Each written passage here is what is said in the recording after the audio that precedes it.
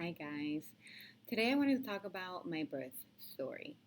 I had a very traumatic birth story, and I know that talking about it and watching other YouTube videos helped me get through mine. So hopefully, this helps someone out there.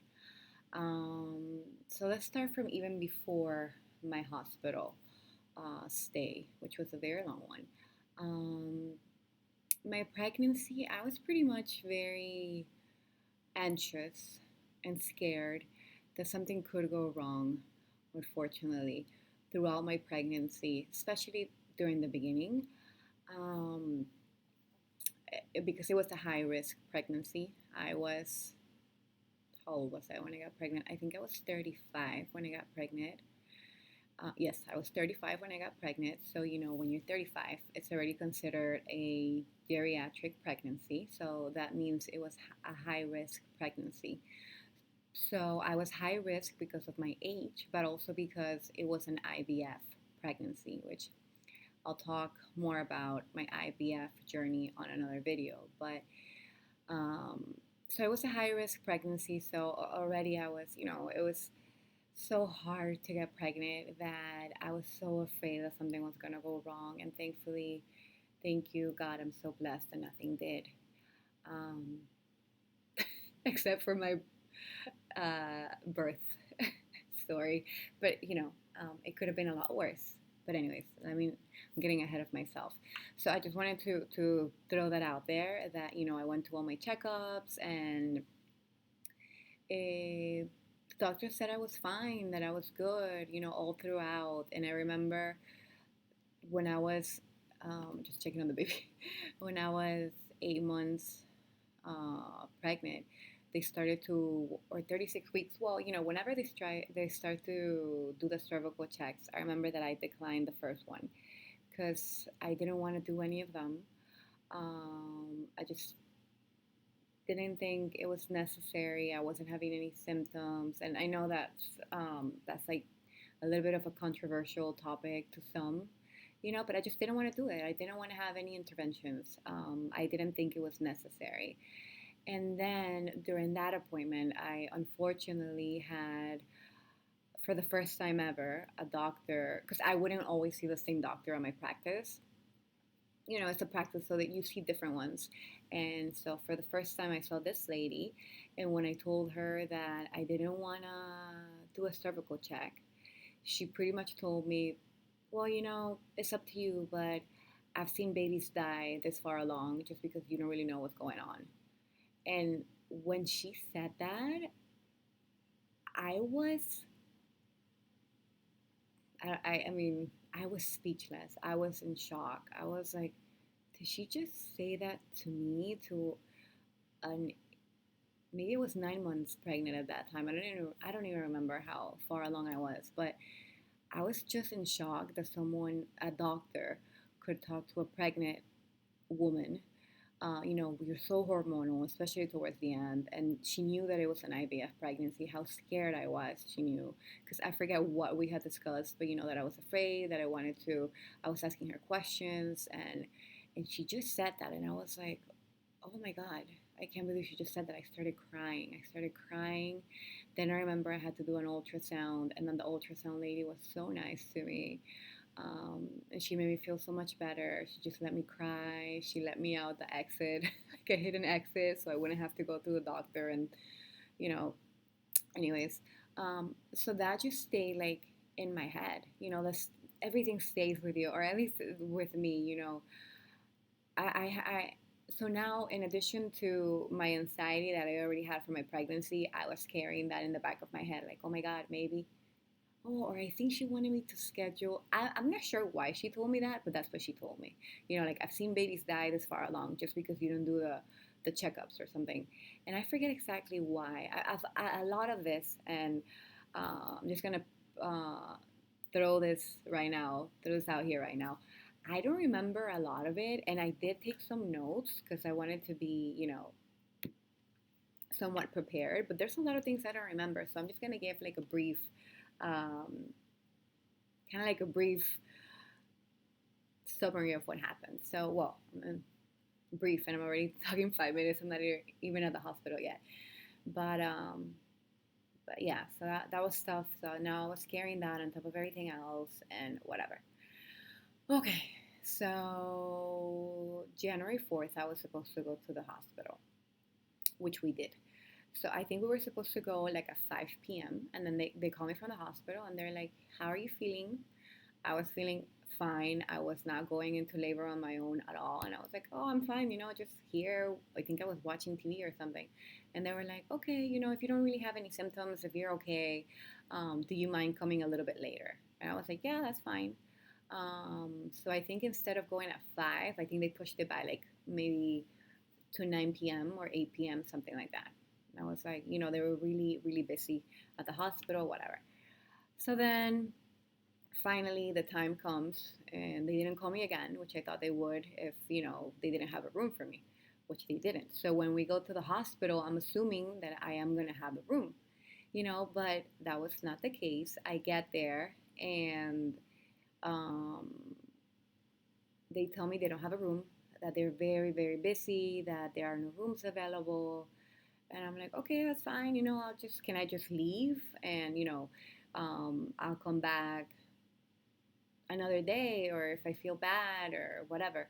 And then they were like, yeah, you can, but since you are already here, we cannot let you go until we do a blood test or something. And I was like, or until we take your vitals. And I was like, okay, you know, that's fine. Not thinking anything of it. Um, so they took my vitals, and then my blood pressure was a little elevated. Not super high.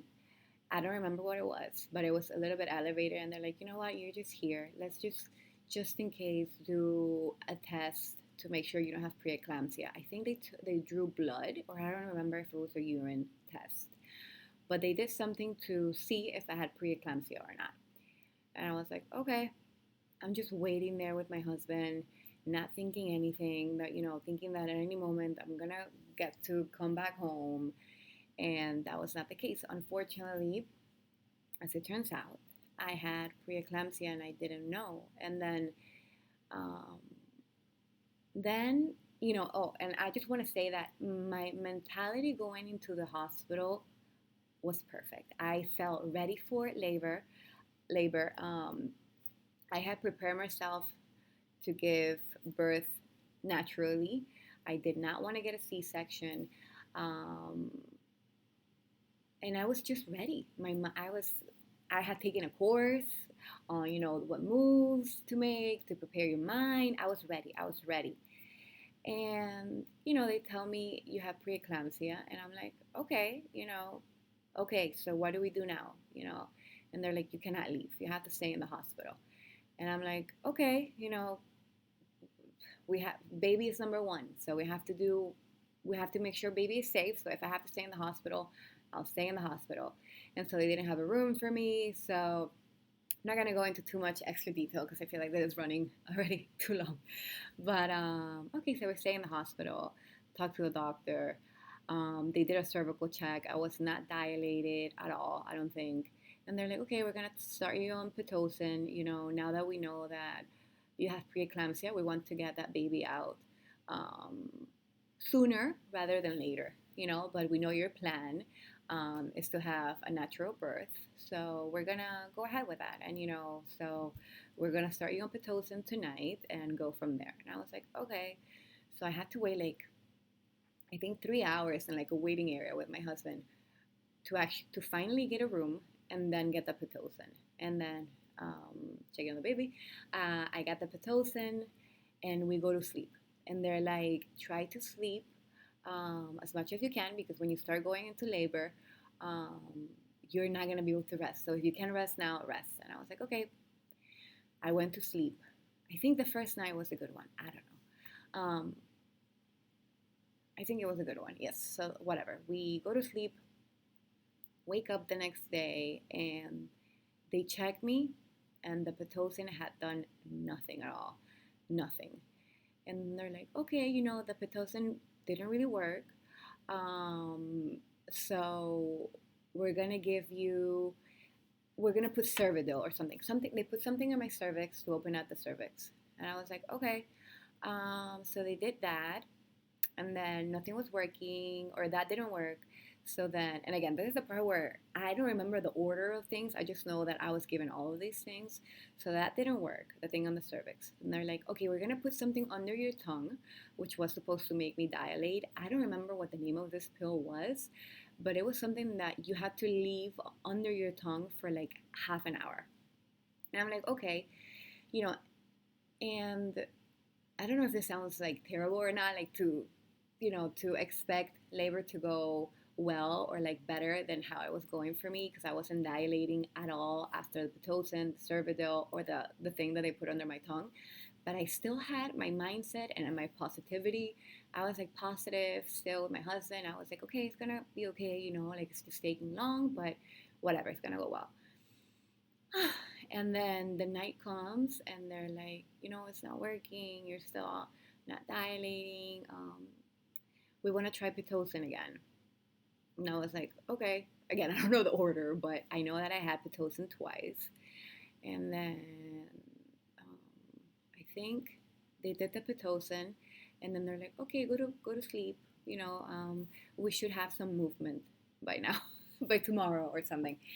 And I was like, just hopeful, and I went to sleep. I think this was from because I went to Saturday, so Saturday to Sunday. Now we're Sunday to Monday. Yes, yes, okay. So the Sunday was when they gave me Pitocin again, the Cervidil, the thing on my tongue, and then I go to sleep, and then wake up the next day and nothing is working. And I think this is Monday. I think by Monday, ooh, so many emotions came just now. Thinking about myself in the hospital and how I try so hard to be, and I'm gonna get a little bit emotional, but I try so hard to be positive because it was so hard not to be. And honestly, my husband was amazing and he was my rock and he helped me so much because it was hard. This part wasn't even so hard, but it was still like, they were checking on the baby and they kept telling me that, her heartbeat was a little bit too fast or elevated, but, that everything was okay, whatever. So you have that, you have the preeclampsia, high risk pregnancy. I was very afraid the whole time, and I just tried to, be brave and get through it and hope for the best.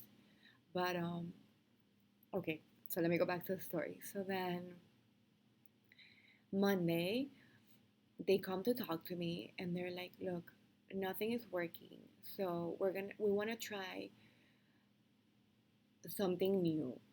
We want to talk to you about it.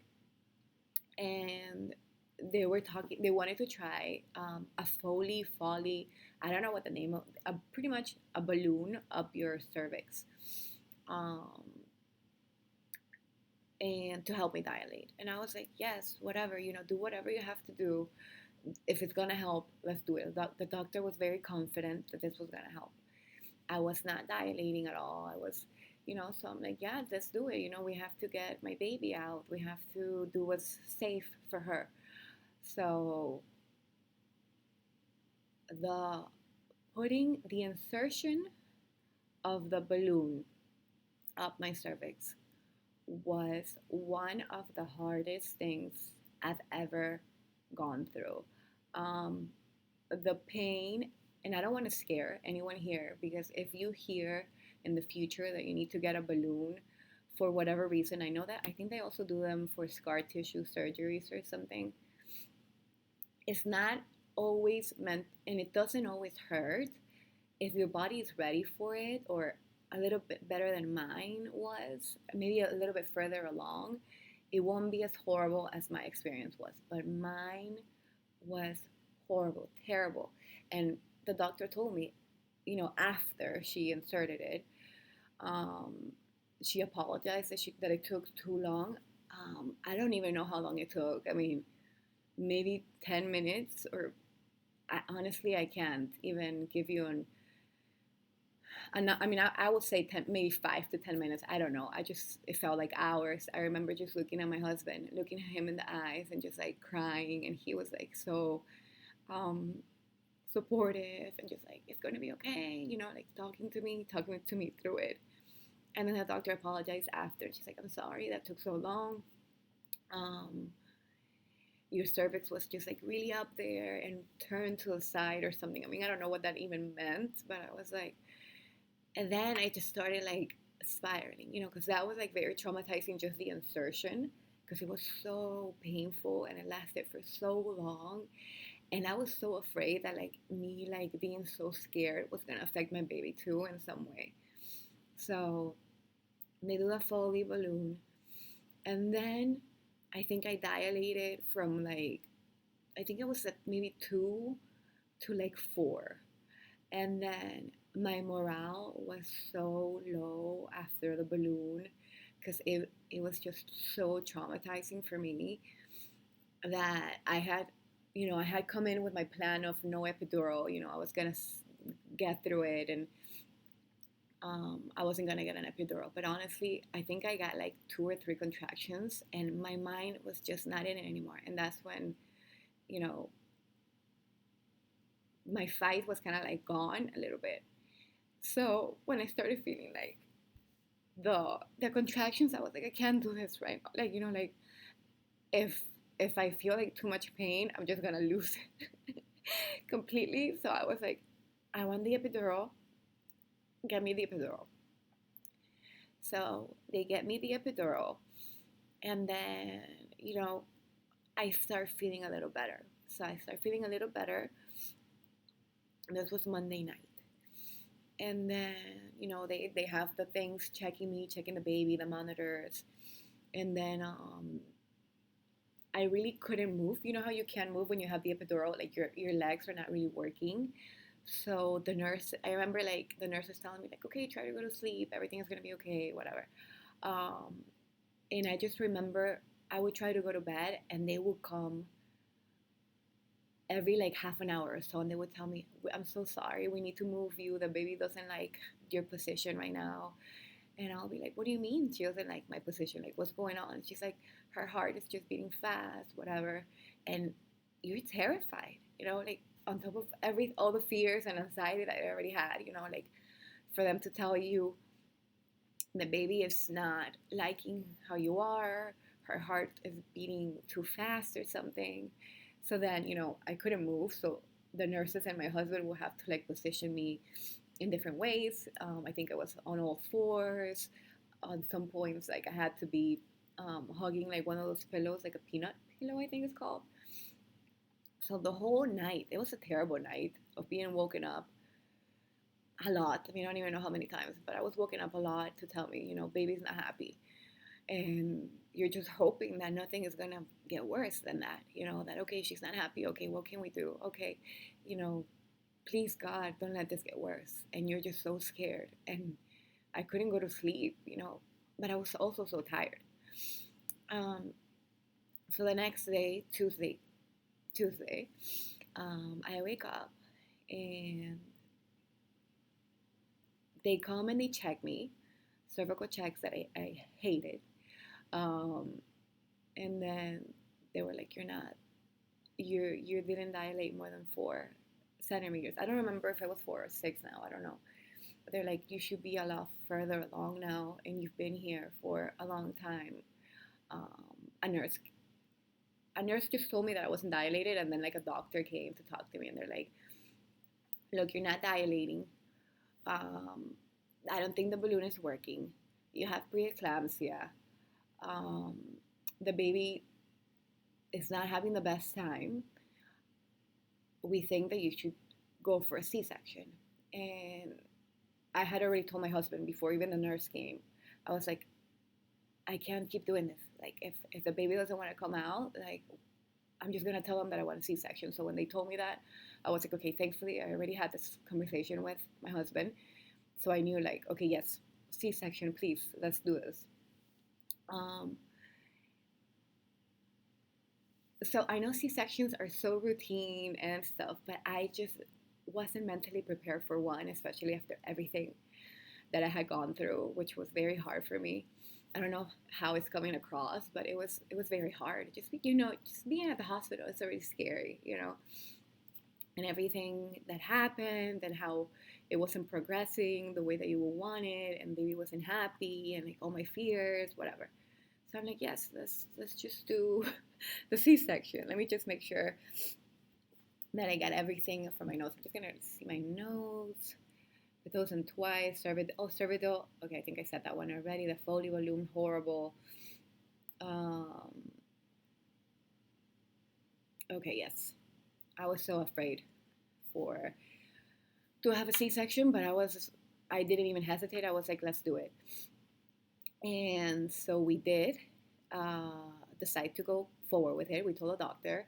And then I don't know why, and I've Googled this, and I don't know if anyone relates to this, but I don't think you're supposed to feel high. Maybe you are, but I don't think you're supposed to feel high um, during the surgery. But I felt like I was high during my C-section. I remember telling my husband, and even before, like I remember they were preparing me and stuff, and I told my husband because we hadn't prepared for this, and I was like, when she comes out, and they're still gonna be stitching me up or something, don't let her out of your sight. Stay with her, like preparing him for him being with her.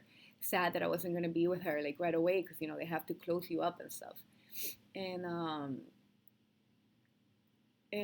they asked me what music I wanted to be playing in the OR, and of course I said Taylor Swift. I'm a big Swiftie, and Taylor Swift actually helped me so much throughout my pregnancy and my IVF journey that I was like Taylor Swift, Taylor Swift, and I. But I just remember that I was so nervous about it. I was so nervous because I was like, so much has gone wrong. And honestly, if I went out for a C-section, which I will be going through one because I want to get pregnant again, and I know that usually if you have one, you have to have another one most of the times or whatever.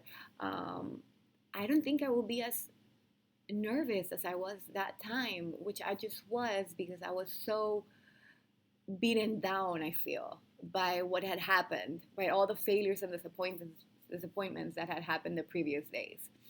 So we do the surgery. I asked them for Taylor Swift. And I don't know if they gave me something for the nerves because I remember I was shaking. And I'm like, I'm scared. And I don't know if they put something on the IV or I don't know if they did or not, but I remember being high. I don't know if it was um, the epidural, maybe. I don't know. Um, but also, I had a lot of fluids. I don't think this is why I was high, but I didn't mention this before. I had fluids the whole time. Since I was there Saturday night until Tuesday morning, which is where we are now, I have been getting fluids the whole time because they were saying that was going to help with either her heart or the contractions or both. I don't know. With me, the Pitocin, I had to be on fluids for it. I don't remember. But anyways, so I remember just being so afraid, and I couldn't be with my husband the whole time. Like at the beginning, it's just you and the nurse, and they're talking to you and stuff. And I was just like so afraid, and I was so happy when he finally came, held my hand, and honestly, I was in another world. I don't know where I went. My mind escaped me. I do remember them talking.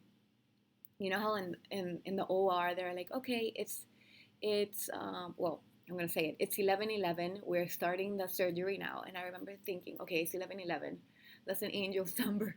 I'm good. The angels are here, and they put Taylor Swift, and the first song.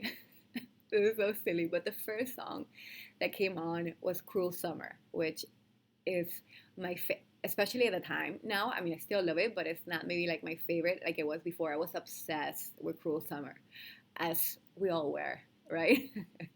um, and when it came on, it helped me in some way. Like it gave me reassurance. Like the universe, God, my angels are talking to me. It's gonna be fine, right? And I remember like hearing different songs of hers and like being like happy. Okay, like it's gonna be fine. My husband was holding my hand, But I just remember like I was floating, like I was I was high or something. I don't know. And so thankfully and so blessed because she was born and she was a healthy baby and she cried and I remember waiting for her to start crying and she did and and she was born. And God, thank you God because she was. And I would love to say that's where the story ends, but unfortunately we had, and now I just feel like I have to talk super fast because I've been talking for 25 minutes and oh my God. uh, just to quickly summarize the story, she was born on a Tuesday. We had to stay until Thursday, um, and they wanted us to stay longer, but we kind of had to kind of like fight a little bit with the doctor to leave because her first once she was like choking, which like freaked me out, and I will never forget it. She was like choking once, and I hadn't even noticed. I felt like a bad mom. I don't know if she was really choking or if they made a big deal of it. I mean, I don't know. But like I remember once they came to check on her, you know how they come like at all times. They don't let you sleep to check her vitals, my vitals. And they saw her and they're like, "Oh my gosh, you're choking on something." And I was like, "Oh my God, I couldn't even move. Um, so that was one time that I started crying and I felt so bad. And then the other time, my husband was like taking care of her and she threw up brown, like a brown substance. And I'm like, oh my God, is that blood? Like, what the hell is that? Like, I got so afraid. Then they came to talk to us and they're like, look, she swallowed some poop. Apparently, your water broke. I did know this, but like, your water broke when she was still inside. Well, of course. And like, poop, she swallowed poop, whatever. So this happens sometimes. So she threw up her poop. I guess is how I understood it. I'm not sure if I'm wrong or right. Oh, I thought she was moving. and um, and that happened, which was also very scary. And then I'm like finally with my baby, trying to forget everything, all the horrible things that had happened. Putting her on my boob, hoping that she would latch and that she was eating, and I was thinking that she was. I thought that she was drinking my milk and stuff, and then they do blood work or whatever. Yeah, I think it was blood work that they do for the babies, right? On her heel, I think. And then they come and they tell me that her blood sugar was low, and that my breastfeeding wasn't working, or I wasn't doing it right, and that we had to start her on formula, which was another big disappointment for me because not that there's anything wrong with formula. I gave my baby's still drinking formula, and she's 1 year 1 week.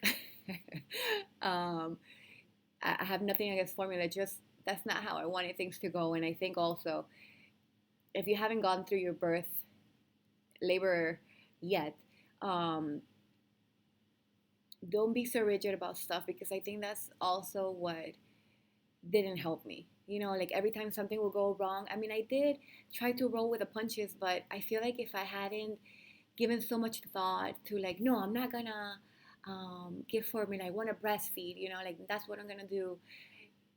I feel like a lot of that didn't help because when I had to give formula, because I had to, because they did not let me not, because breastfeeding wasn't working and her blood sugar was low. And I was just crying. I remember giving her formula, crying and asking for what are they called? The lactation consultants to come at all times to help me, and feeling like it wasn't working. And then you feel like a failure. And then I think I'm just going to end it here. I mean, I cannot be talking. It's 29 minutes. It's been half an hour of my story. What I want to say is that I cried about it every day for about 2 weeks, I think, remembering what I had gone through, remembering how afraid I was that something was going to happen to her, how afraid I was that something was going to happen to me, maybe. I was so afraid. And the, the pain I felt with the insertion of the balloon, that was like honestly traumatizing for me. I would just remember and cry. I mean, I'm trying not to cry now, and I'm good, But honestly, like I could cry now a year later because it was that traumatizing. But having said that, it's gonna sound funny saying this. I mean, I'm okay. I'm completely okay. Yes, it makes me like emotional and maybe want to cry, which is part of processing things that you go through, right? But I feel fine. I don't feel depressed like I was. I was depressed for 2 weeks after. I was very depressed, very sad.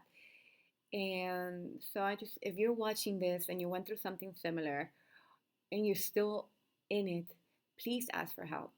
Please, please, please, please. Your husband, your wife, your mom, your sister, call 911 if you need to. Ask for help because it can get better and it does get better. Um, but many times you need extra help. And that's something that I even thought of myself like, oh my God, I have to go to therapy and I have to, you know, get extra help because I'm feeling just so horrible. And I didn't. And I would have loved to, honestly. And even now, I think therapy is great. Um, I've been to therapy before. I'm not, but okay, I'm just going in circles now. I just want to finish this quickly. Just if you need help, don't be afraid to ask. You deserve it. Your baby deserves it. And hopefully, this helped in a little way. Um, if I can just help one person, then I will feel so good. And also, my story is mine. My symptoms are mine. Please don't be afraid if they ever tell you, oh, we need to do a cervical check, or we need to do this, or we need to put a balloon in your cervix. Don't think it's going to be the worst thing you've been through because maybe it won't be. It was for me. But my body was just not ready to give birth at all. I feel like my baby could have been there for like maybe 42 weeks. Who knows? I don't know. I would never know. I kind of wish I had waited longer, but it is what it is. And she was born at exactly 40 weeks. So they wanted her to be born at 38 because of my age and IVF. And I was like, no, I don't want her to be born at 38. So we made an agreement that she was going to be born at 39 weeks and a little bit after. And then by the grace of God, she was born at 40 weeks, but my body wasn't even ready for that yet. So I'm so happy that I get to share this again because it does feel better when I talk about it. It does. Anyways, okay, I'm just gonna wrap it up here. Thank you so much for watching. And remember, if you need any help, don't be afraid to ask for help. It's the best thing you can do. Thank you.